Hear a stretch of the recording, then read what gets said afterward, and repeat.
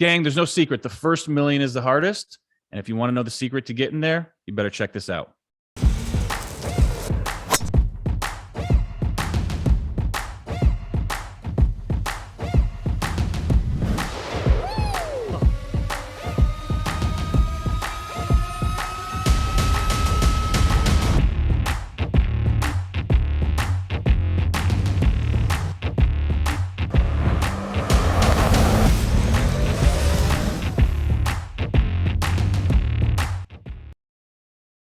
Hey everybody, Jake and Gino here, and today we're discussing a very important topic, something that many people struggle with, and that is, why is the first million the hardest? Now, getting started and then actually gaining traction is one of the most difficult stages of starting a business, entrepreneurship, or multifamily investing for that matter. So many people quit 3 feet from gold. We were guilty, but we re-engaged, okay? I went out and bought a house, spent some seed money. Fortunately, within 3 weeks, I was bored again and had to keep going. So very lucky there that I had the Geno sticking with me. Again, many people believe multifamily investing is this pie in the sky. They see it. It's not for me. It's for people that were born with money. It's from people that came from money. It just happens. It's not for me. I don't know how they get there. You look it over, you see the sports cars and the mansions. I don't know how they got it, but it's just not for me. Gang, I started out as a pharmaceutical rep, which I can't even spell. Okay, if you ask me to spell it right now, I'm not going to be able to spell it. And Geno started out as a pizza guy and didn't even have the luxury of making the pizzas. He was in the back doing dishes. So we understand what struggle's like, okay? And it's just confusing because so much of success, whether you want to believe it or not, whether you want to say it's woo, happens between your ears, not on the field, okay? It's just a simple facts. But fortunately, we got the G-Dad here today to shed some light on the topic. So, Mr. Barbarino, why is it that the first million is the hardest? Full disclosure, everybody, Jake told me the topic 30 seconds before we were recording, but I got flooded with so many ideas and I had to write them down because for me, it was a struggle. Who is Geno, the millionaire? Why does he deserve to become a millionaire? I'm self-sabotaging myself. How many of you out there have already done that to themselves? I mean, when I started out, Jake, I'm like, bro, why do I deserve to be a millionaire? Because my mom would always tell me, let's play small. Don't take too much risk. You know, you make enough to feed your family. You've got a business. It's okay. Your friends hate their jobs. Well, that's the metric that we're measuring, Mom. I'm never going to become a millionaire if I think that way. Your behaviors are belief driven. If you believe you can become a millionaire, then guess what? You can. And what Jake said is very profound, everybody. It's your identity. If you identify as a poor person or me, a person not taking risk and playing small, then guess what? You're never going to elevate your game. You're never going to go out and reach out to become a partner with Jake. You're never going to go and look at deals. You're never going to go raise capital. You're going to hold yourself back. So for me in the beginning, I was identifying as the pizza guy / dishwasher. I was one of the best paid dishwashers in all of New York. That's not really a great praise, everybody. I'm just saying, okay? But is that what I wanted my legacy to be? Is that what I wanted my kids to see? I knew I had more. I was committing a sin because God gave me talents, brains, a great family, and a great start. And I was squandering it because I was playing small because I don't think I deserved it. That's what it's all about. Behaviors are belief driven. On top of that, I was stupid. I didn't have any knowledge. I didn't have any experience. How do you do it? So it is mindset. But now that you've decided, it's all about responsibility. T. Harv Eker says your fruits are your roots. If your roots or your financial knowledge or the game of money or the game of building a business is lacking, well, guess what? You're not going to make it. It's education times action equals results. And here I'm holding up Wheelbarrow Profits.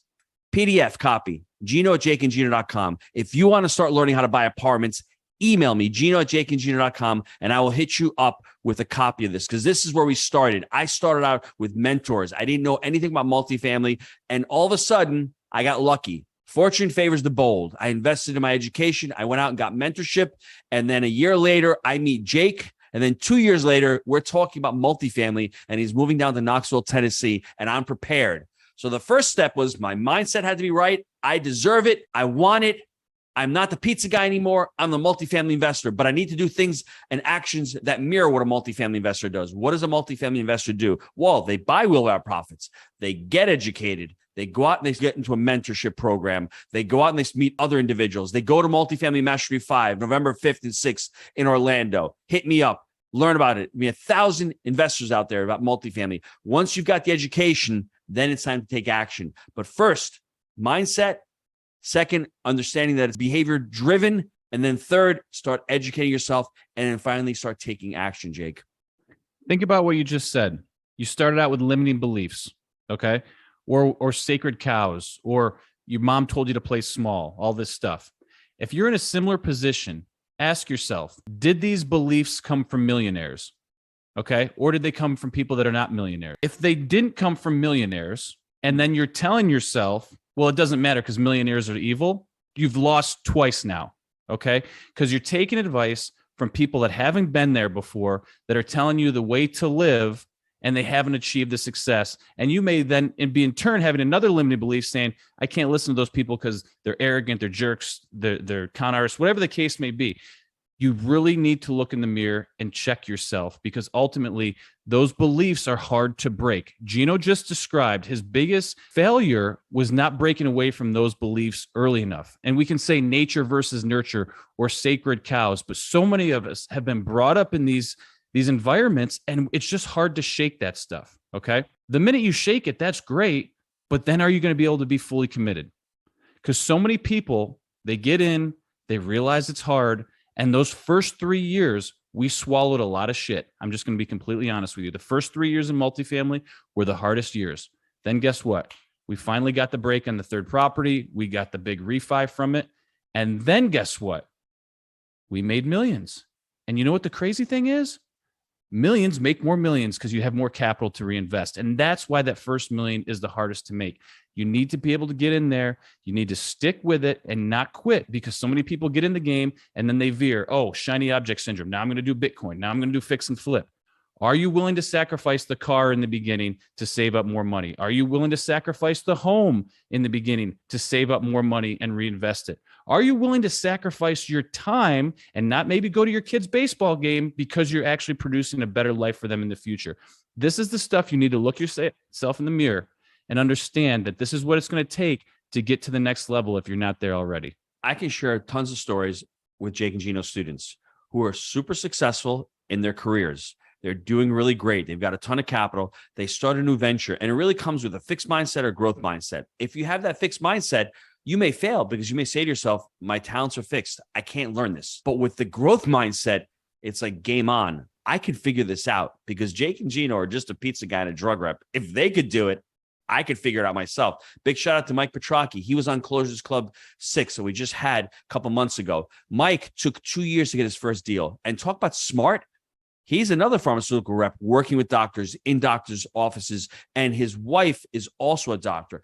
His limiting belief was, I'm not good enough. How do I do this? Once he figured it out, he closed on an 80-unit deal with 3 other partners that he's joint venturing. That one deal is going to set him free and change his life forever. It took him 24 months. How many of you out there would say, I'll work hard for the next 24 months and get a life-changing deal? I bet most of us on this call would do that, including Jake and myself, who did do that. All for him was mindset. And what helped him was the accountability, was the coaching from the community, was the networking, was the constant going to these events, finding his partner there, getting educated, but then having that accountability to take that action. And then all of a sudden believing in it. And now he's talking about raising rents. He's talking about looking at other deals. That million is going to make additional millions. But it was difficult to get that first million for him. But now that he's on the path, man, he's going to continue to rock it, Jake. 100% agree with that. And if you want to get around the right people, Geno mentioned it, Multifamily Mastery 5, November 5th and 6th in Orlando. Gang, as always, we believe in buying deals with the ability to hold for the long term.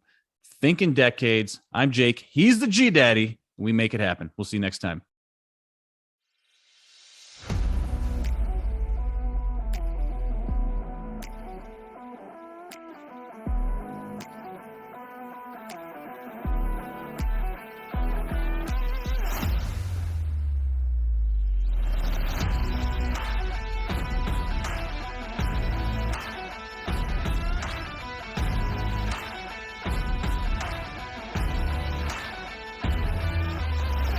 If you are looking to get involved in multifamily, this is where you need to be. The team you've built is incredible. There is no egos here. Everyone is always looking to help the other person.